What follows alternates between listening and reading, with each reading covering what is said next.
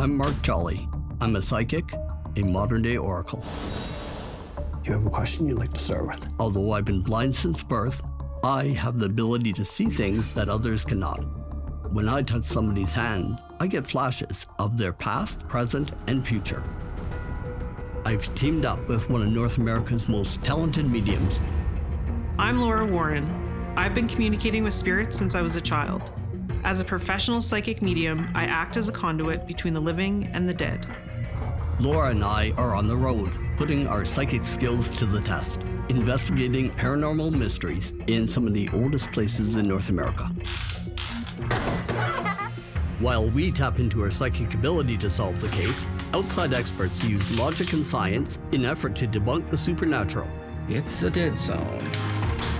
I did not find anything that could be interpreted as ghosts. In the end, it's up to you to decide, is this place haunted or not? Sightseeing. I'm so happy I finally get to show you my hometown of Halifax, Nova Scotia. I've been all around the world, but I've never been to Halifax. It's a very old city, and there's a lot of history here. We're going to the Halifax Club. There's a lot of activity there. Can't wait to find out all about it and how it's connected to the history of the city. My name is Anne Simmons, and I am the Membership Services Manager here at the Halifax Club. It's a private members club. That's how it was founded, and it still exists to this day. A lot of staff and some of our members have mentioned that they have experienced strange activities here at the club. Voices, sensations. One incident I recall our cleaner talking about. He was here on his own. All of a sudden, lights were flickering on and off, doors were banging. He was in quite a state when I got into work that morning. My name is Sasha Morozova, and I'm a cigar sales manager at the Halifax Club. There was a noise coming from the second upstairs bar. Drrr, drrr, drrr, drrr, and really, really loud. It was scary. Downstairs in one of the dining areas, as soon as I walked into the room, I kind of felt a heaviness. Interesting thing about that room is that I heard somebody hung themselves in it. There's some areas of the third floor that just give you the kind of do not enter feeling. My brother heard a female voice, but then as they kept walking, they heard a loud scream. In the bathroom, I couldn't go into it, and I got stopped by an unseen force. I just felt despair, I guess. Despair and heaviness and fear. I am really looking forward to Mark and Laura being here with us, having a look around the building. We're coming up in front of the Halifax Club now, established 1862. Sounds like this building was meant to stand for a long time. Hello, my name's Anne, and I'm the Membership Services Manager here. It's lovely to have you here today. We hear that you have some unusual things happening here. We've certainly had a lot of unusual reports made to us by staff and members alike, yes. We'll get to the bottom of it. So this is the Uniac room. This room feels steeped in history. It certainly is. The frosted windows at the back. During the Halifax explosion in 1917, the window there was the only damage that the club sustained during that explosion. Amazing, the original windows are still here. Yes. I noticed this really strange cold feeling when I walked in the door. I'm wondering if that's connected to anything anybody's experienced here. Yes, people have mentioned some sort of an uneasy feeling within this room. Chills, oppressive feeling that maybe makes people feel a little bit uneasy about coming in here. Yeah, it almost feels like you're not allowed to come in, almost. Maybe. Let's head upstairs. So this is the area where I would say most people, staff members within the club have experienced. Lights flickering, doors slamming, the music coming on by itself, noises, and just a very uncomfortable feeling. Wow. So here at the club, we have 2 main floors which are open to our members and any public events that might take place. We are currently constructing a new restaurant down in the basement, and during the construction, we exposed some tunnels that run under the Halifax Club. There is a lot of stories associated with them as to where they lead. Maybe they run to the Citadel or George's Island. There's a lot of history that goes along with them, rumours. Down in the basement, we have a lot of old furniture from when the club originally opened. We also have what we call chandelier graveyard, which is original chandeliers from when the club was first built. Up on the 3rd floor, we also have an unused space. It was originally the staff quarters back when the club originally opened. The 3rd floor is known to be quite haunted. So this is the 3rd floor. I haven't been here in a long time, it feels like. I haven't been here since last year. Obviously, as you can see, it's not renovated. We mostly use this floor for storage if we need to. The Halifax Club had some crazy energy, this feeling like I shouldn't really be there. That is the bathroom. Last time I was here, I felt like I was physically stopped. Okay. Like I hit some sort of barrier, maybe a wall that didn't allow me to go through. There is huge energy. Like, I just want to get off this floor. And I don't usually feel that, but boy, it's screaming at me. It's oppressive. Yeah, so much so. That's the bathroom where the sex worker was thrown out of a window. Wow, okay. Well, that would definitely explain the oppressive energy up here. And sometimes when we feel these barriers, these energetic walls that we kind of bump into, it's actually protection, so that you yourself didn't feel the full intensity of what happened in that room. Once I got onto the 3rd floor, it felt like the walls were closing in. It felt like who's ever here doesn't want us to be here. I rarely feel anxiety, but on my way up here, the anxiety built. And everywhere I've been, there's been this pushback. Like all my hairs are all saying, get out, get out. The energy up here is just so bad. Literally, it should be boarded up and never used again. I believe it. I would have to agree. Honestly, yeah. I haven't been up here since when I was stopped, and I have never wanted to come back. There's some things that you can't erase. I think the thing for us to do now is we have to, go downstairs, and I have to talk to the spirits that are here and get a little bit more information, and we see if we can settle things so that everybody that's working here is a little bit more comfortable. Mm-hmm. It doesn't matter what renovations I do, that 3rd floor is going to be haunted. The Halifax Club was the most haunted building I've ever walked into. I remember going to the window that was cracked due to the Halifax explosion. When I felt the crack, I could feel the pain of those who lost their lives, and it's because it was pressed into that window, into that glass. I knew that there is more than one spirit. I was up by where the tunnels are. My impression that I got was that spirits are coming and going all the time here. This place, this is really like a crossroads for them. So they don't necessarily stick around, but they certainly pass through. People that go down there might feel that there is a presence. To unravel the mystery behind the bustling spirit activity around here, I need to do a reading with Sasha. Hey, Sasha. Hi. I'm so glad that we could sit down together. Me too. When I read, I touch hands and I see images from the past and images from the future. Okay. You have a question you'd like to start with? I do. So basically, I'd like to know if there are any beings or anything from the afterlife kind of lingering around the club. When I read Sasha and I touched her hand, I knew that she had been touched by all kinds of spirits, and they were paraded out in front of me.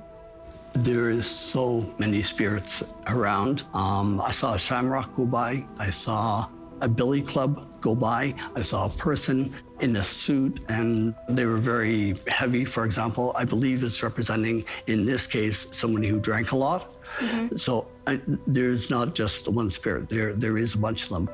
And there seemed to be a lot of double crossing. The people who lived knew what was going on with the people who died, and nobody did anything about it. And there's a lot more death in this building than even history tells. There is a story of a sex worker that got thrown out of a window on the 3rd floor. I'd like to know if she is still around in the club. Definitely. The image that I see is an image of a stone wall or a brick wall. She's guarding whatever that area is. She comes across as not wanting anybody else to suffer the same fate that she did. Wherever it is that she landed, nobody took care of the body for some time. And that's what she's most upset about, is that she was sort of like thrown out as trash. I think her body laid there for a long period of time. I see.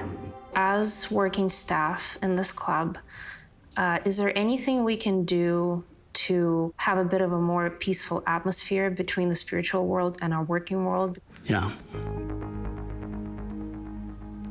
Oh, I don't know what it's about, but you need to collect feathers.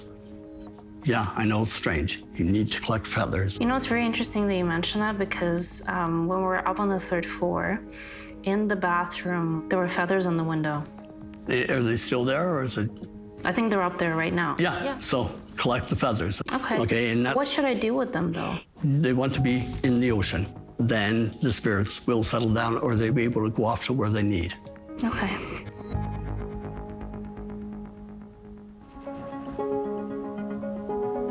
So when I walk through buildings, I often see and hear what I would call like echoes from the past.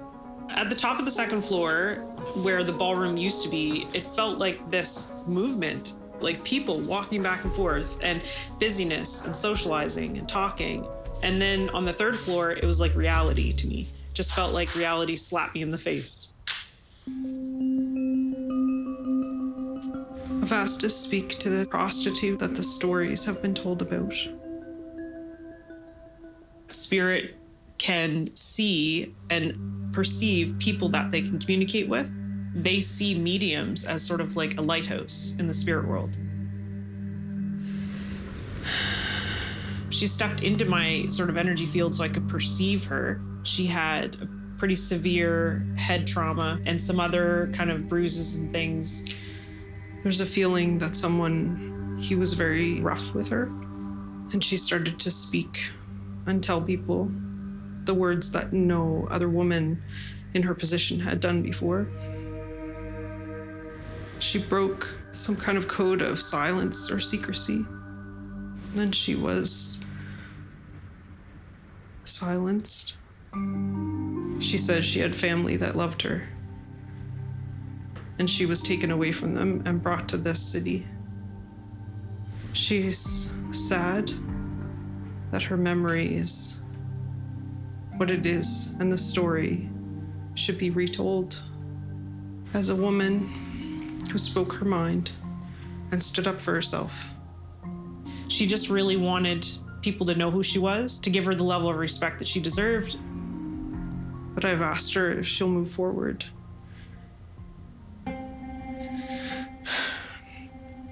She wants to go. She wants to leave this place. And I will help her cut her ties.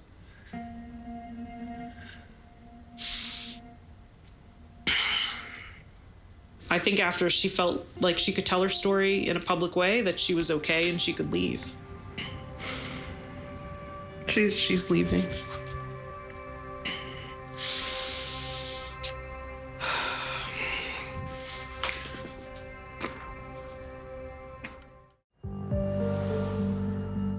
While Laura and I scour the Halifax Club in search of spirits, another investigator arrives. I'm Daryl Walsh. I'm a paranormal analyst. I've always wanted to find a place that was truly haunted. I think the Halifax Club has the potential. This is a famous haunting across the country.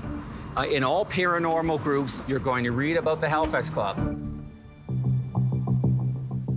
Going up to the abandoned 3rd floor, which is creepy in and of itself, There is a story that one night a member got a little too violent with an escort he had brought in and accidentally, probably, murdered her. I immediately went to this small bathroom that has the story that the prostitute was thrown out the window. Various people who have worked here found that when they get to the door, there's a force that pushes them back, that stops them from moving into the room. Nothing happened to me up on the 3rd floor at all.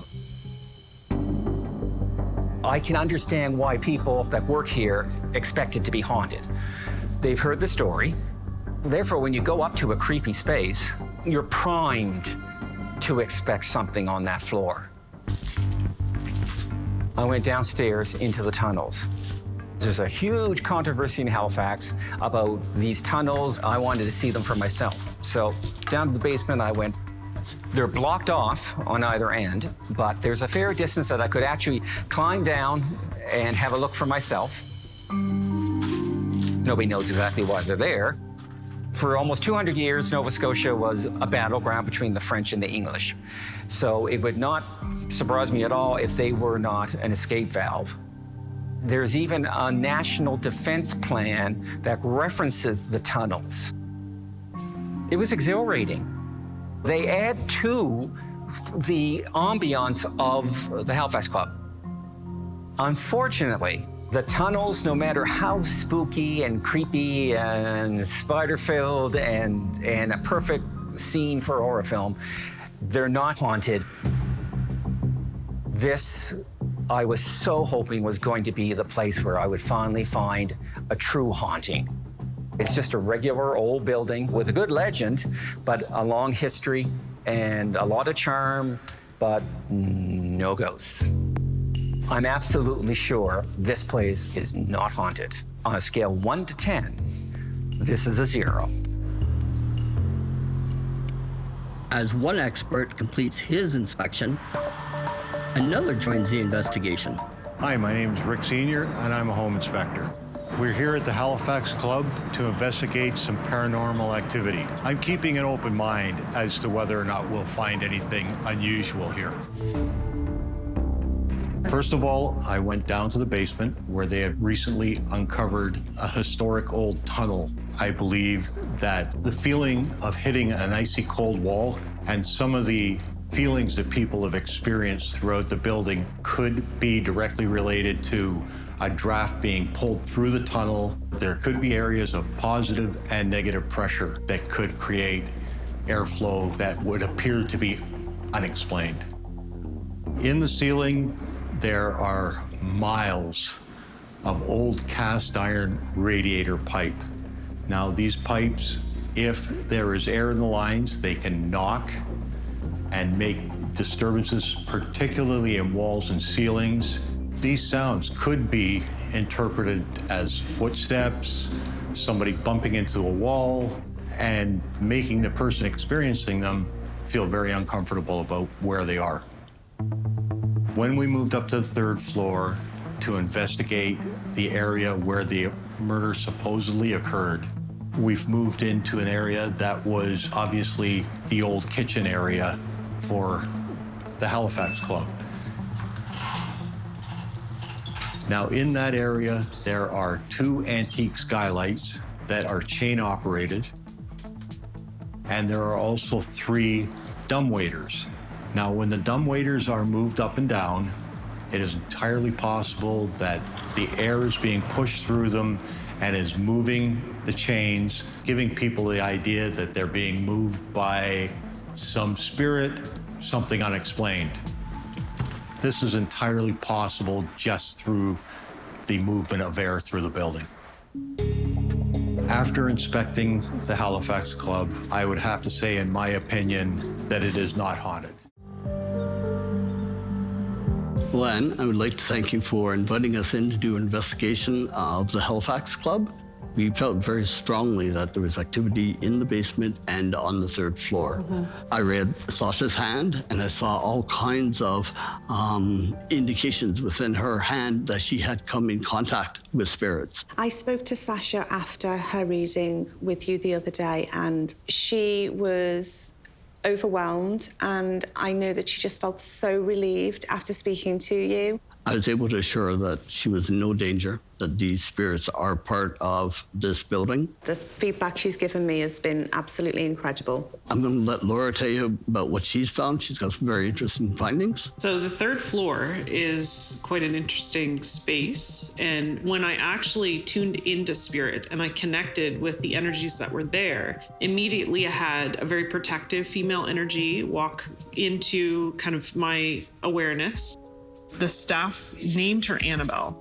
It's through love and intention, but I did help her move to the next space, what we would call the other side, and had the feeling like she did walk through that door.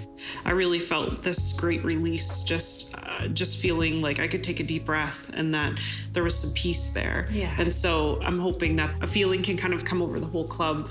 That she's been set free. She's been set free from that story. I feel that this has been a really positive experience that everybody's enjoyed, and it'll be interesting to see what happens. Most visitors to the Halifax Club will be captivated by its historic beauty and charm. Those that look more closely may catch a glimpse of a few restless spirits with dark secrets. Executive producer Johanna Elliott, supervising producer Jennifer Comeau, series director Donna Davies, hosts Mark Jolly and Laura Warren, director of photography Mark Hammond, integrated described video consultant Ron Rickford, development and production executive Andrew Morris, director programming AMI TV Brian Perdue, vice president content development and programming John Melville, president and CEO David Arrington, Ocean Entertainment Limited. Produced in association with AMI.